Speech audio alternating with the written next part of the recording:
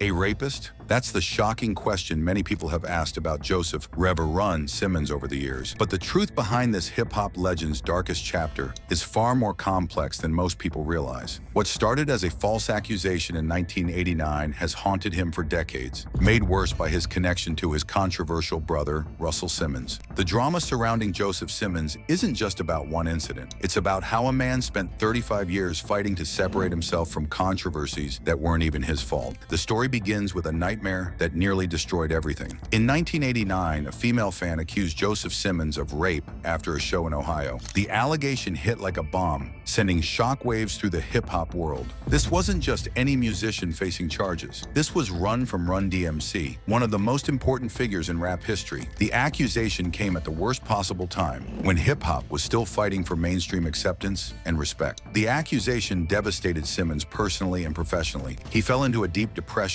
and started drinking heavily to cope with the stress and shame. The alcohol became his escape from a reality that seemed impossible to handle. His entire world collapsed around him as friends, fans, and industry professionals began to distance themselves. Run DMC had to put all their touring and recording plans on hold indefinitely. The group that had changed music forever was suddenly frozen in time, waiting to see if their member would go to prison. Concert promoters canceled shows. Record labels started asking questions. The hip-hop community watched nervously as one of their biggest stars faced potential destruction. But here's where the story takes a crucial turn that most people don't know. The charges weren't just dropped for lack of evidence. Joseph Simmons was completely exonerated. This is a much stronger legal term that means he was formally found innocent and cleared of all blame. It's not just that prosecutors couldn't prove he did it, it's that they found he didn't do it at all. This distinction is huge because it allowed Simmons to rebuild his reputation on solid ground. He wasn't just a guy who escaped charges on a technicality. He was a man who had been falsely accused and then officially cleared. This would become the foundation for everything that followed in his life. To understand how devastating this false accusation was, you need to know what Joseph Simmons had built before it happened. Born on November 14, 1964, he co-founded Run DMC with Daryl McDaniels and Jason Mizell, creating one of the most important groups in hip-hop history.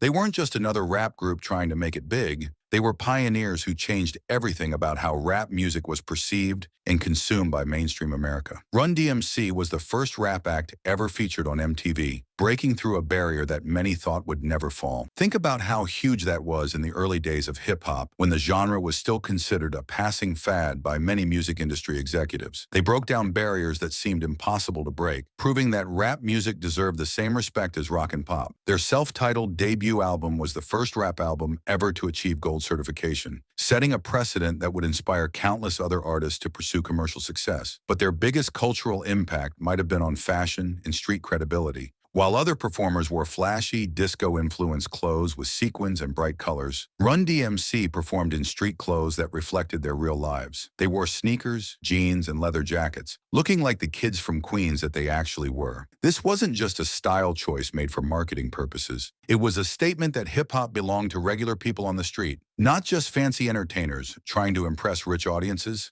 Their success peaked with the album Raising Hell, which became the highest-selling rap album in history at that time. It sold more than 3 million copies, proving that rap music could compete commercially with any genre. Run DMC wasn't just popular in the hip-hop community anymore. They were mainstream superstars who could sell out arenas and get played on pop radio stations. They had achieved something that seemed impossible just a few years earlier. Then came 1989 and the false rape accusation that nearly ended everything. The timing couldn't have been worse. Joseph Simmons was at the height of his fame when his world came crashing down. The depression and alcoholism that followed showed just how much the false charges affected him. This wasn't just a legal problem. It was a personal crisis that threatened to destroy him completely. The exoneration allowed him to move forward, but it also taught him valuable lessons about public relations and reputation management. He learned that even when you're innocent, accusations can still destroy your life. He learned that the court of public opinion doesn't always wait for the facts. Most importantly, he learned that he needed to carefully control his public image to protect himself from future attacks. This is where Joseph Simmons made a brilliant strategic decision. He transformed himself from just a rapper into Reverend Run, a practicing minister with a completely different public persona. This wasn't just a career change.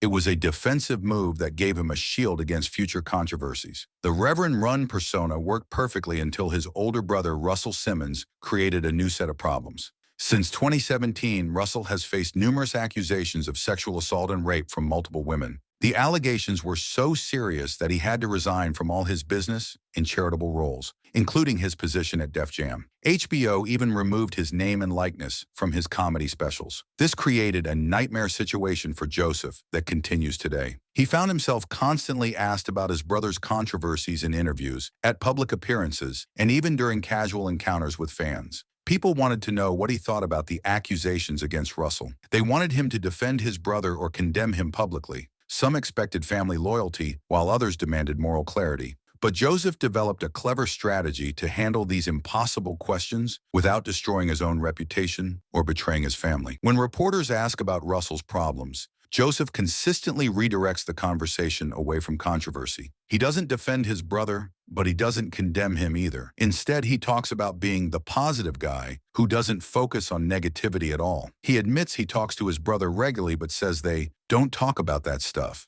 This response sounds simple, but it's actually a masterpiece of public relations strategy. This response isn't just avoiding the question, it's a calculated move that uses his minister persona to create distance from the scandal. By framing his avoidance as a commitment to positivity, he separates his personal brand from the negativity of the allegations. He doesn't have to publicly condemn or defend his brother. He just stays above the drama entirely. The strategy has been mostly successful, but it requires constant vigilance and emotional energy. In 2015, Joseph was reportedly mistaken for Russell in public and reacted with visible anger and frustration. This incident shows how emotionally draining it is to be constantly connected to someone else's controversies when you've spent decades building your own separate identity. Despite building his own separate positive brand through years of careful work, people still view the Simmons brothers through their shared history and business partnerships. The association with Russell has created other problems that go beyond just public perception.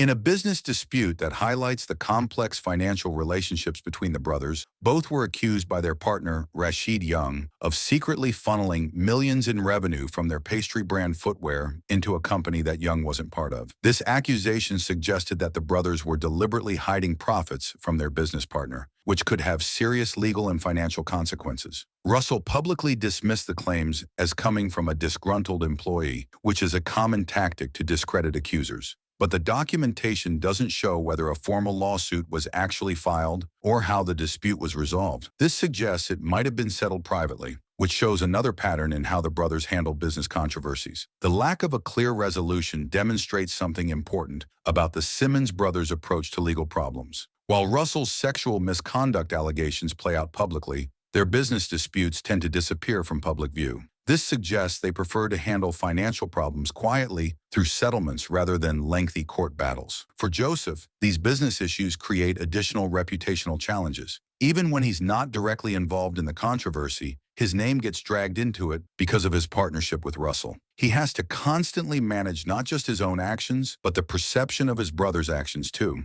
The most frustrating part for Joseph is probably that his own legal troubles were resolved decades ago with complete exoneration, but he still faces questions about controversies he had nothing to do with. The 1989 false rape accusation should have been the end of his legal problems. Instead, it was just the beginning of a lifetime of reputation management. Looking at Joseph Simmons' story today, it's actually a remarkable success story that deserves more recognition. He faced a devastating false accusation that could have ended his career forever and destroyed his reputation permanently. He overcame depression and alcoholism through sheer determination and probably therapy. He rebuilt his reputation from the ground up through careful planning and strategic thinking. He created a new persona that protects him from ongoing controversies while still allowing him to maintain his authenticity. The man who started as DJ Run in the early days of hip-hop has successfully transformed into Reverend Run, a respected minister and television personality who commands respect across different communities. He's managed to preserve his positive public image despite facing both direct legal challenges and guilt by association with family members. His journey shows the power of a well-defined public identity as a tool for reputation management in an age of social media and instant judgment. At age 60, Joseph Reverend Simmons has successfully navigated some of the most difficult challenges any public figure can face in modern America. He's proven that with the right strategy, even the most devastating false accusations don't have to define your entire life or destroy everything you've worked for. His story is ultimately one of redemption, resilience, and the careful cultivation of a public persona that has served as both career extension and crisis management tool throughout multiple decades.